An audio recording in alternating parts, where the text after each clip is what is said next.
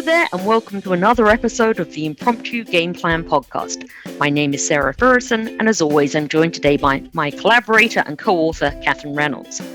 Catherine and I have authored the upcoming book, The Impromptu Game Plan, the purposeful but also opportunistic careers of people like me. This book explores the careers and life stories of people who've made pivots in their lives to create more meaningful careers that align their strengths and experiences with their passions and values. And after listening to and reflecting on those stories, we drew out some common themes, mindsets, and behaviors to create a framework, our storytelling wheel of reflection. The Impromptu Game Plan isn't about landing your next big job. Rather, it's about reflecting on your next career or life pivot. They may end up being the same thing, but they're often not. In the book and in these podcasts, we're talking to people at various stages of their career journeys using our storytelling wheel of reflection to talk about where they're coming from and where they think they want to go. Today, we're talking to Adam Kaveney. Catherine and I have known Adam for, can you believe it, guys, almost 10 years now, overlapping in our careers for about 5. So anyway, welcome, Adam. Thank you for joining us. And why don't you kick off by introducing yourself and giving us a little sense of what you're doing at the moment? Okay. I'm Adam, and I guess I'm a writer. That's how I would describe myself. That's pretty much how I start any conversation about when somebody asks me what I do. But it's morphed on from there. I run a company called Simple Revolution. We're based in London and Denmark, in Copenhagen, and I run the London office, particularly from a creative point of view. I started my career as a writer. I was a writer for the Virgin Group for a long time, for Virgin Mobile and a couple of other Virgin companies. And then moved to, well, I think we probably first met, Sarah and Catherine, when I moved to the Writer, her brand consultancy and language consultancy in London, where I started to think a bit more widely about what words can do beyond just writing, but also thinking about how they can change the culture of organizations and how they can have an impact on the success businesses have. That's when I really got interested in the power of communication and language beyond just being a writer, I think, and that sort of nosy side of me was woken up.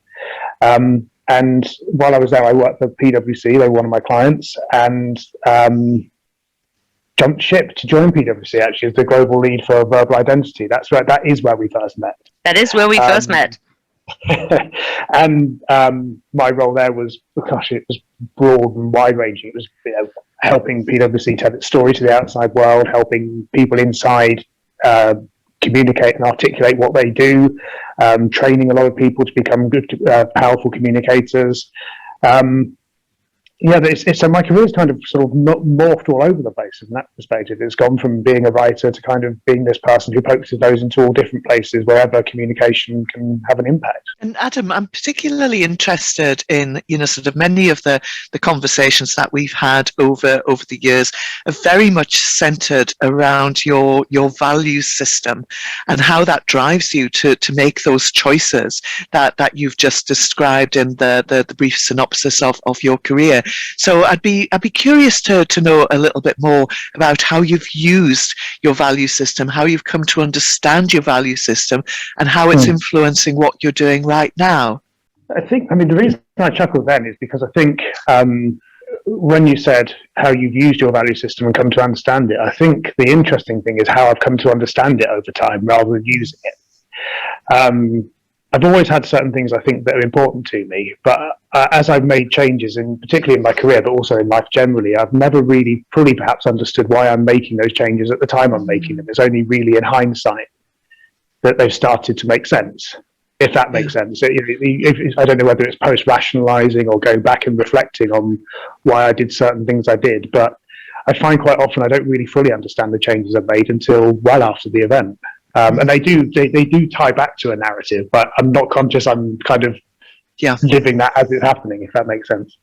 No, it makes perfect sense, Adam, because one of the things that I've always admired about you is that deep ability to reflect without actually consciously necessarily, sort of using your value system to actually make the decision. Then once the decision is made and, you're implementing the change in your life, then certainly what I've witnessed is that your value system is the filter through which you actually view the change that you've made, and certainly the filter by which you actually derive lessons that actually guide you as you make further choices down the line, as it were. So, when I think about what guides me, particularly when I look at the last big change I made, which was leaving PwC to go out on my own first of all, and then set up Simple Revolution with Jakob and Nanetta. I certainly didn't really fully understand at the time every reason why I was doing it. There wasn't a joined up narrative. I knew there were some reasons why I needed to make a change. Probably three, I think. One of them is I felt I wanted to be doing something bigger. I didn't know what it was. I hadn't defined it, but it felt like there was something bigger that I wanted to be doing. I also think that I'm quite an idealist in some respects. I have a lot of my own ideas and a lot of views, and that can be a really useful thing, but it can also make me a really bad employee. And I think something that's become quite important to me, particularly over the last few years, is having a bit more self-agency.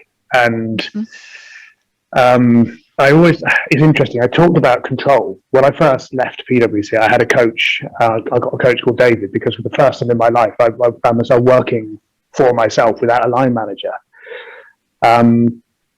And I needed somebody to keep me in check. I wanted someone to kind of, be my conscience and and keep me on the straight and narrow.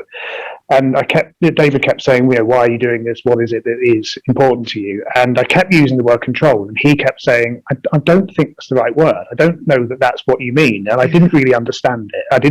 I kept thinking, no, it is. I want more control in my life. And there are a few things I kept talking to him about. In fact, there were two things particularly. There was one, which was that I wanted Karen, my wife, and I to be able to own our house. I wanted a sense of security from knowing that I always had my home. That felt important.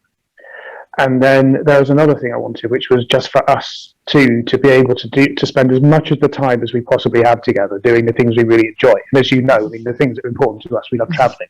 That's what we spend all our money on. We don't have stuff. We go traveling. That's just not true. We also eat out a lot. So traveling, eating, reading, going out to the theatre, watching, doing cultural stuff. We love all those things. And I wanted us to be able to have as much of our time together to be able to do those things. And I kept talking about those things in the same breath as that idea of control. And David kept challenging it. And actually, I think what it really was in hindsight was that idea of self-agency, perhaps. Yeah. Because I've really read a lot over the last few years of the Stoics, and particularly that sense of there's actually bugger all we can really control in our lives. There's not really an awful lot we do have control over. When I talked about control, I think what I had in my mind is that I didn't want other people telling me what to do. Where to be, how to spend my days, what to be thinking about, what to be doing. And I didn't want to be financially dependent on anybody else for my survival. Yeah. So I think that's why it was actually more about self-agency. And probably what I've started to realize recently is that, I don't care about money, really. Apart from, there will always be things we need. We need a home, we need food, we need those things, so you need some money. Yeah. But what I wanted was the ability to buy options in life. Yes. I guess to be able to roll with the punches and not feel like something terrible could happen and I wouldn't be able to bounce back from it. And I know that emotional resilience is probably more important for those situations, but you can't escape the fact that there will always be things that happen. We have multiple stories, that we've written about and that we've heard, and it's amazing how often this idea of it was less about the money and more about I didn't want someone telling me what to do anymore. I wanted the freedom. The word freedom, and I want the freedom to be able to choose the projects I want to do and not go to the meetings I don't want to go to, and never have to do compliance training again. Freedom came up a lot with a lot of people. I think, Adam, as a very rough shorthand for what you've just described and what Sarah's commenting on there is that, we actually, and I guess this is what sits around our storytelling wheel of reflection, is this idea of the ability to bounce back emotionally, intellectually, physically, whatever happens in life, but having that, bedrock of safety and security. And when you have those things in place, it creates the exact platform that you're describing, which, sort of Sarah's referred to, as some of our storytellers do, as freedom, but it's all about choice. So where do you put your effort? How much do you put in? How much do you take out? And what impact do you have on the people and the world around you? Yeah, I think that's true. I think it's been a really interesting journey, because, as I say, I feel like I've often not really realised a lot of this until after the event, and until I do reflect. And the things that have been really powerful indications that I'm on the right path over the last couple of years. I've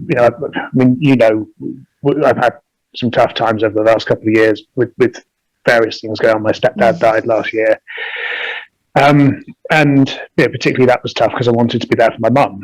And quite often, when you're in particularly in a corporate career, you can't just up sticks and go off and live at your mum's for a couple of weeks and help her while she's going through a really tough time. And I was able to do that because I have a business that I run. I'm in control of my time, and actually, probably more importantly, I've got really, really good people around me in the business as well who said, "Well, this is going to go on. You can go, and it doesn't matter." And actually, I didn't need to worry because they were great. The people I set the business up with are terrific people and kept things going. And I think knowing that I was able to do that at that time, I can't always do it. I can't just up sticks and go at any point because we've all got commitments. But when it really matters, knowing that I could do that it meant a huge amount. It was really, really, it reassured me I was on the right path with this choice.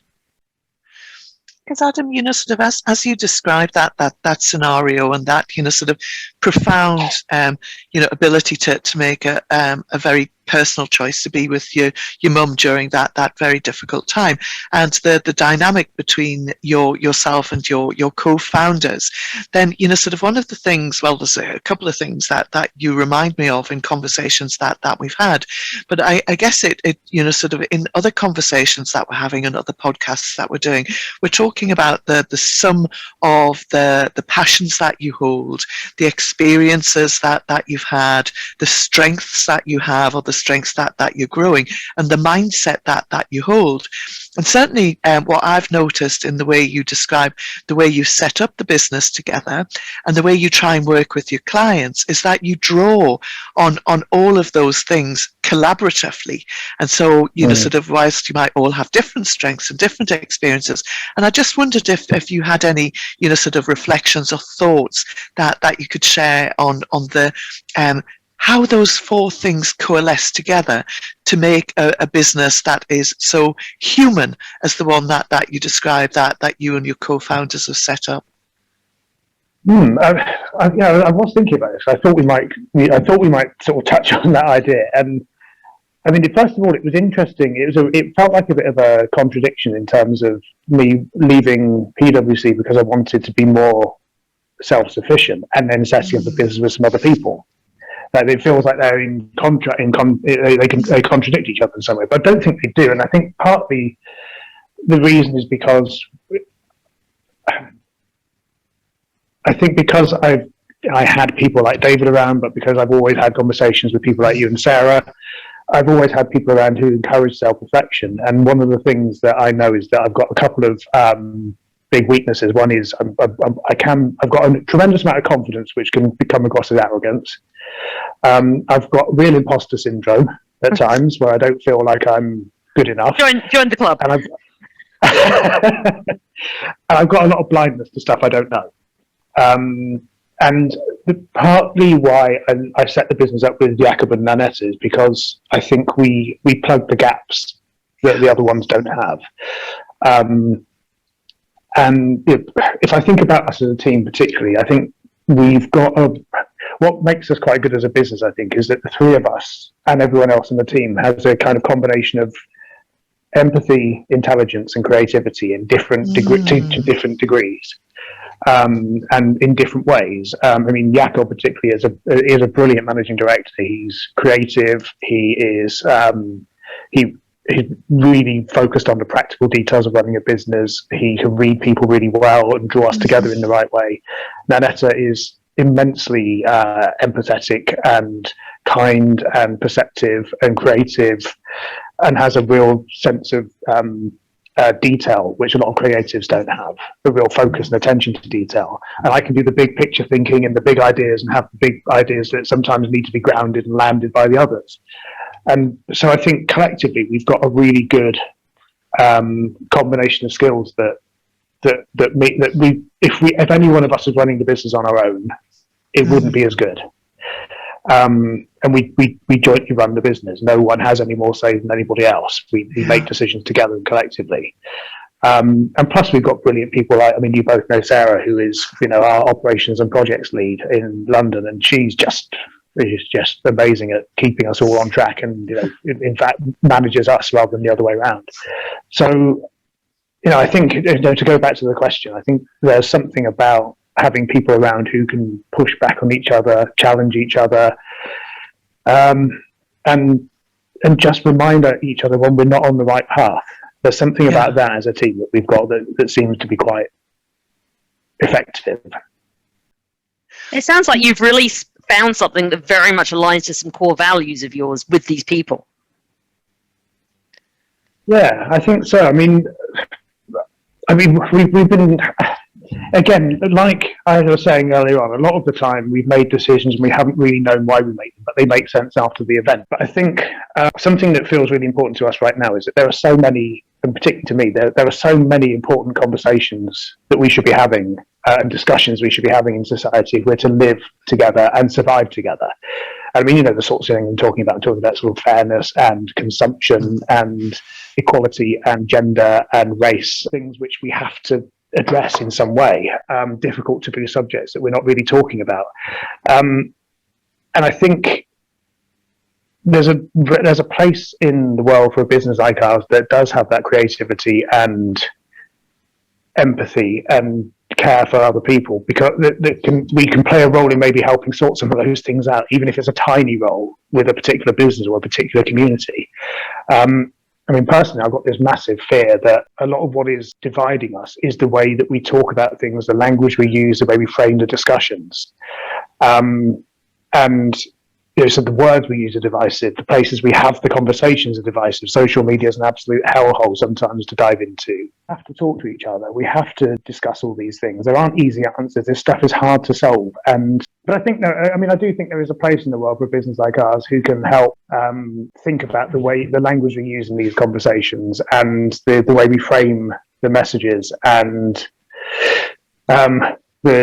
encourage people to listen to opinions that are different from the ones we hold, and just kind of inject a bit more respect for the truth into these conversations. I mean, all of these things feel really important. I appreciate that's a really big and deep idea, but it feels like that's certainly what drives me. I think it drives the others. And today, are we doing that work all the time? Probably not. I mean, a lot of the time we're writing stuff for people, we're training people, but we do some of that stuff, and maybe over time we'll do more of it. But for me personally, I'm starting to think, how do we from very practical stuff to very big stuff, like can we actually have an impact in the communities we're part of? Can we work with people who are maybe homeless or out of work, who need help with things like CV writing and preparing for job interviews, that sort of thing? I know there's lots of people probably doing that stuff, but could we help in some way there? That feels like a really practical and immediate thing we might be able to do. But there's a much bigger conversation I'm having with a chap called Nick Keppel-Palmer, who used to be at Wolf Olins years ago. I know from PwC days. He runs a business called the Good Growth Company that I think Catherine, you and I have talked about. And he's trying to, the Good Growth Company is about helping, is about setting up businesses that have brands built around place and a sense of responsibility to the place that you work in, and not being extractive in the way you work, but being regenerative. And we're talking about how do we change the language around that sort of concept, because at the moment, environmentalism particularly is, I don't think any of us would disagree that it's the right thing to do, but it's such a highly charged emotional discussion. You're either a raping and pillaging capitalist or a weirdy beardy environmentalist, and never the twain shall meet. And that's not helpful, because businesses aren't bad and environmentalists aren't bad. We all need to work together to solve some of the problems that we have. So Nick and I are having conversations about how do we change the language around environmentalism and sustainability, because even those words now have started to become loaded. They carry meaning that puts people off being involved in the conversation. Yes. So there's these really practical things we can do, and there are these really big things we can do. Part of my problem at the moment is I don't know where to focus. Well, that's an interesting place to maybe ask another question, which is, one of the things that Catherine says a lot, and she said, when we've interviewed people about their stories and had our first podcast, is that when our storytelling wheel of reflection, you can start anywhere, and there's no right place, and you go to what you naturally gravitate towards. And before we started recording, you'd been talking about how you've been doing a lot of reflection recently. A lot of the people you talk to, people seem to be in a particularly reflective state of mind, but you also seem to be someone who has found a lot of peace within yourself as to where you are, what you're doing, what your purpose is. So I'm curious, you're a young man, you have a long life and career ahead of you. You're younger than us. As you think about what you're doing moving forwards and what you might want to do, and as you sort of maybe think about our framework, was there a part of the world that you were drawn to? Is there something that you're particularly reflecting on now? And where do you see your room for growth? Where do you want to go? Where do you want to be in 5 years, 10 years? I know, Catherine, I probably haven't put that very well, so you should jump in and say it in more appropriate language. Sarah, I'm so sorry to fundamentally object. Where do you want to be in 5 years or 10 years is the worst career question you can ever ask anybody. But it is the most commonly asked question. And that's why I need you. No, bless you. But thinking about the questions that I would ask, which, so you were definitely going to there, Sarah, is, sort of thinking about those passions that you have, Adam, then the question that I would ask is, what is possible with those passions? And what would, if you woke up tomorrow morning and you'd had this flash of the blindingly obvious that this is how we're going to deal with a small thing that you talk about, and this is how we're going to deal with a big thing that you talk about, sort of what might that look like? What might that feel like? And, very much bearing in mind that, the language that you use, particularly around your new company, is, the empathy, the feeling, the not just doing no harm, but actually doing good. And so, what might that look like if you were to take that to the world without jeopardizing the business, without jeopardizing your resilience, without jeopardizing your safety and security? So it's just a pathway of continuing to ask yourself the sort of questions that I imagine David, it was David, wasn't it, your coach, that he would ask you, and moving you away from, sort of the language that was restricting you to the language that was causing even more freedom. I think if I was to focus on one thing, I would try and focus on something like the project that I talked about with Nick, that idea of how do we change the language around some of these really big taboo topics that stop people listening to each other. I'd love to do, and this is something we talked about, that may be part of the project, is doing a big piece of research around the language that people use, and how do we end up in this place where good words get hijacked and sabotaged and used as weapons against other people, and to close minds down rather than open them up? And are we idealists to think we can have any impact on any of that stuff? Or is there a way that we could change the nature of conversations by thinking about the the language we use, the way we frame messages. They're the things I'd love to really focus on, because I think that's the sort of stuff that where we could have the most impact. So I think that would be the sort of thing but actually it's not just limited to those big issues. I mean, any corporate and business could be thinking about this stuff too. How do you make sure the language you use gets people on side and is authentic and real and is inclusive rather than divisive and potentially rubs people the wrong way? There's so much around this area we could do. It has a really practical business impact. It has a bigger impact for society. Those are the things that I would love to focus on. Could I wake up and do it tomorrow? Probably not. But we're getting closer.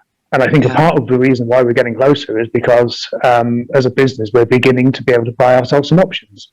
And what I love about hearing you today, and I remember other phases of your careers, and I think this speaks to, again, a lot of what we've heard from people is, I think people perhaps earlier in their life at least often think that there's sort of some choice to be made between their career and what matters to them in life. And you go off and you make your money, and then in your spare time you volunteer or you do.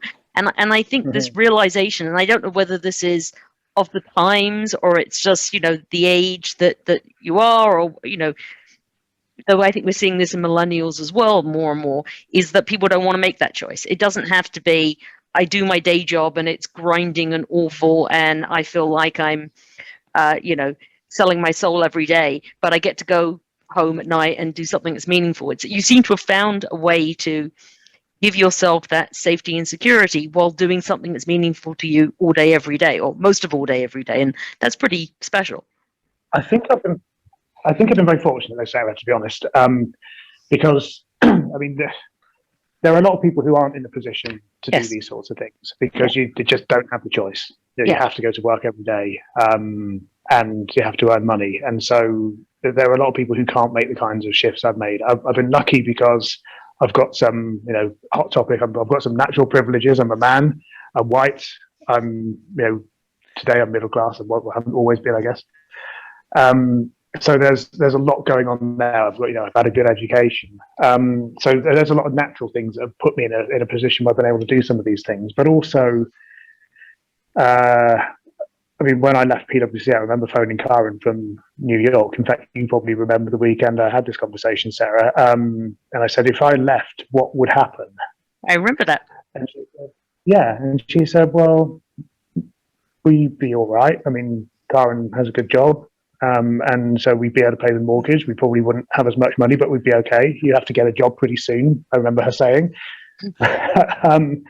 But she said it wouldn't fall apart overnight. So I've been really lucky as well that I had somebody behind me to support me and help me make that choice, because it was a big deal for both of us and it may not have paid off. So, I've got that as well. What else? So, I mean, I've had some really good people in my career that have guided me as well. I mean, along the way, I have done things I hadn't always been proud of. I've made choices that weren't always the right things to do. But something that I think has been really fortunate is I've always had really good people around me to learn from. I could name a long list of people that I've learned so much from over the years. And I feel like I've actually been immensely lucky and had a lot of opportunities that a lot of people wouldn't have. So when we talk about people getting to a place where they have a lot of choice and opportunity in their career, that's not for it's not there for everybody. I guess I'm just saying I feel very fortunate that I've been able to do that, because a lot of people have given me an awful lot to be able to do that. So if you were to think about, because what we talk about is, sort of people who want to confirm their career, people who want to adjust their career, and people who want to reinvent their career. And that can happen, any of those can happen at any stage of your life.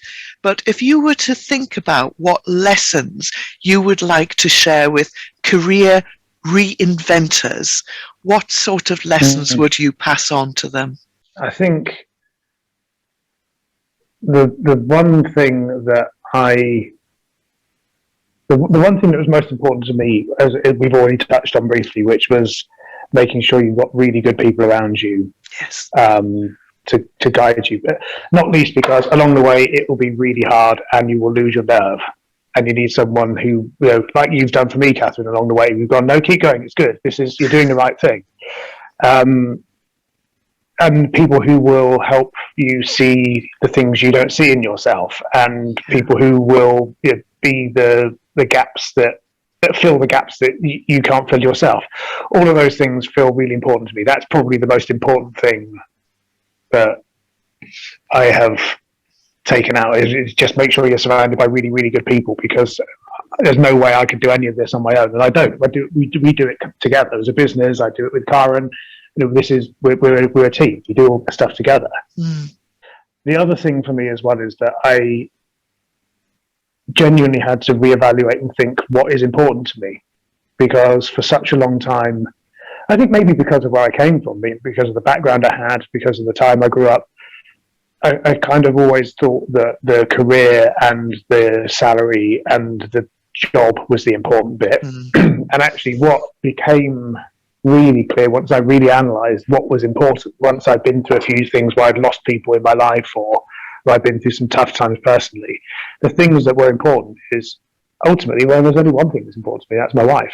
And I want to spend as much time as I can with her and have as nice a life together as we can possibly have. What do I need for that? Well, I don't need to be a millionaire. I need a bit of security and I need some time. Yeah. And so once I figured those things out, I was able to think, well, what kind of job do I need to create that gives me a little bit more money so that I've got the security, but much more time than I have today. Yeah. And also, I guess the final thing really for me is the constant self-reflection as well, because along the way I have let some people down. I have not always been a great employee for people. But equally, I've got, I think, the capacity to come off the back of those. Even if I don't do it in the moment, I've got the capacity to come off the back of it and go, that wasn't good. How do I make sure I don't do that again? But Adam, I guess we're drawing to the end of our time together, and this has been absolutely delightful as ever a conversation with you is. But I'm just wondering, and it's perhaps too early to ask this question, but how, when you're next talking to the team, how you will describe this experience to them of having been on our podcast? Do you know what? It's been really cathartic. I don't get many chances to sit back and reflect. I think there's a few things for me. First of all, there's a few things I've talked about that I'm not absolutely sure that I've talked about with them. So some of it might be a surprise. I think I would encourage them to come and have a chat with you as well, to be honest, because I think it's really cathartic to actually think through some of these things and pause and reflect and think about why we've done some of the things we've done. But I'm not always conscious of why I do things as I do things. Yeah. And I think it's also made me think, what can I take away from today that will make me a better business partner as well? Because I know that I'm not always the easiest person to work with. So what can I learn from what we've talked about that will help me be better for them? This conversation has just reaffirmed a lot of those things, actually. It's helped me think, well, maybe I am on the right track and I don't always know what's going on or why I'm doing things, but that doesn't really matter as long as it feels right and I can reflect after the event. Oh, that's wonderful. Well, I'm glad that it was useful for you. It was certainly wonderful for us. Lovely to catch up, and thank you for joining us. Thank you. Thanks so much, Adam. I really do appreciate it.